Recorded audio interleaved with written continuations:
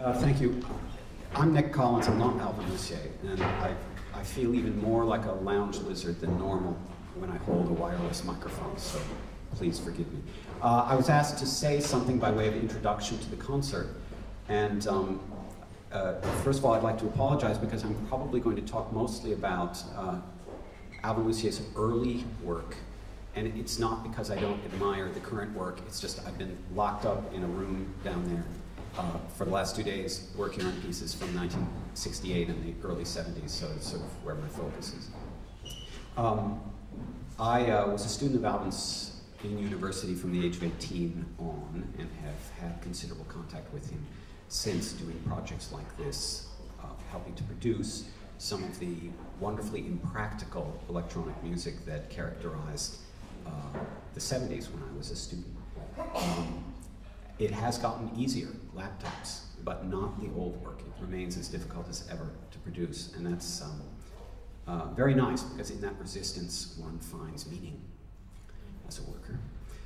And I think that the reason that his work from Music for Solo Performer in 1965 to the present day has such broad appeal is because it addresses issues that go so far outside what one typically thinks of as being the realm of music.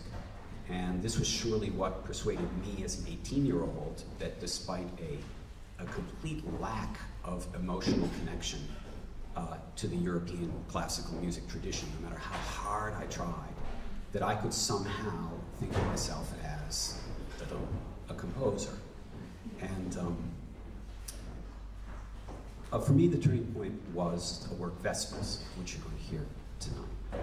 And in Vespers, the performers emulate bats, which are animals of an extraordinarily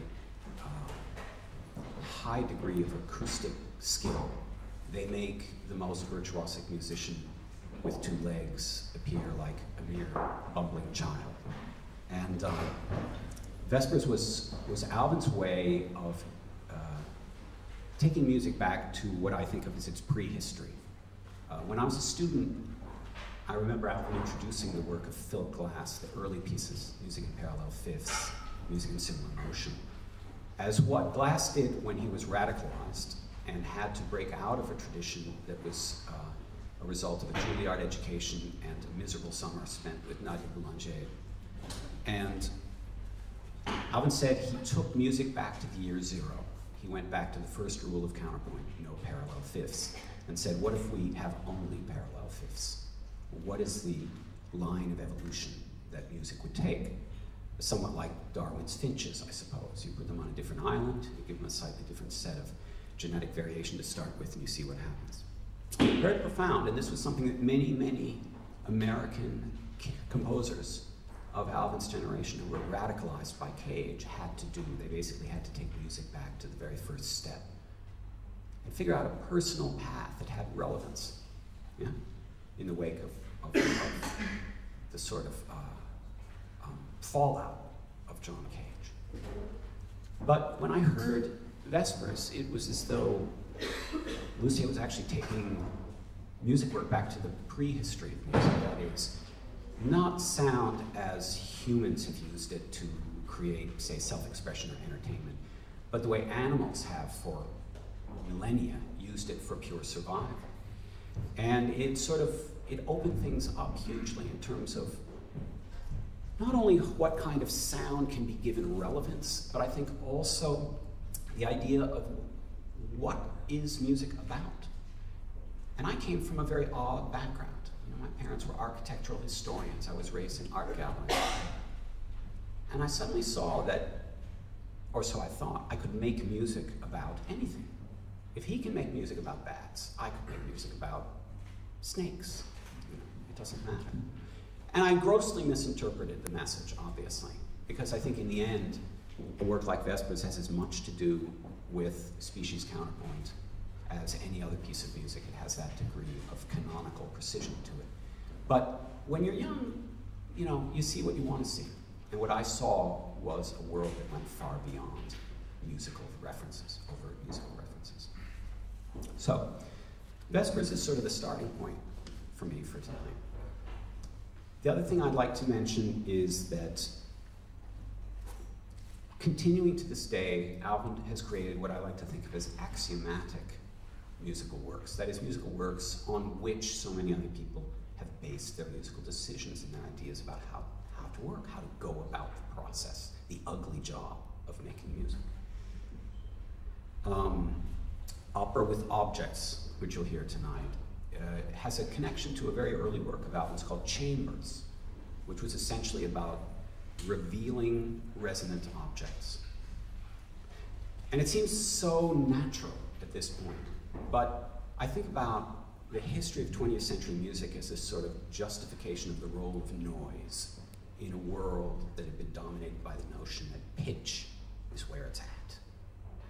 And from, you know, the scandal of Varese up through Merzbau's 100,000 flavors of noise that everyone can now distinguish, there's always been this tension between the tone and the noise. And in Chambers and in Opera with Objects, there's a middle ground, resonance. It's not noise, but you can't organize it into chords. And it just focuses your ear away from this sort of dialecticism that's come to dominate so much musical thinking. And it just opens up a whole fresh new zone. I'm Sitting in a Room is another example of that. A work that essentially creates a raga or a mode out of every piece of architecture. But in fact, when you scrape beneath the surface, isn't just about physics, but it's about that curious interaction of the performer's voice and the room, you know, such that each performer would essentially produce a different piece of music in the same room. Music for solo performer, which you're going to hear in the next space. The loudspeakers in this are not used to play music out of. Rather, the speakers are used to play percussion instruments. And this is an idea that Tudor used to talk about, that a loudspeaker is not a hole for sound to come through, it's a musical instrument. And Lucier takes it a step further, in the sense that the sound that comes out of it is actually too low to hear, but it can be made audible by resonating a percussion instrument, a timpani, a gong, a triangle, a snare drum. Again, you know, here's an idea that since that time, so many composers have worked with the idea of transducers and actuating sound sculpture and all of that, and it all goes back to works like this, as far as I can tell. That's where I started the accent from. So in any case, the other thing that I think is very important to notice, and I'm going to shut up because I know we're running late, is that there is a tendency among several people to regard a certain body of his work as being about acoustics, being something akin to a physics experiment. And I think that misses some very important points, because at the end of the day, if the pieces are about anything, they're about psychoacoustics, not acoustics. When you sit here and you listen to these pieces with the slowly sweeping sine waves and the interference between instruments and those electronic tones, or you listen to the heterodyning in Burden-Person dining in the other space, which may be over there. My compass direction is very bad. What you are hearing is only taking place in your ear. It isn't taking place in the space around. And as these waveforms move across the room, it hits you before it hits you before it hits you, so that you literally have a unique perspective on the performance.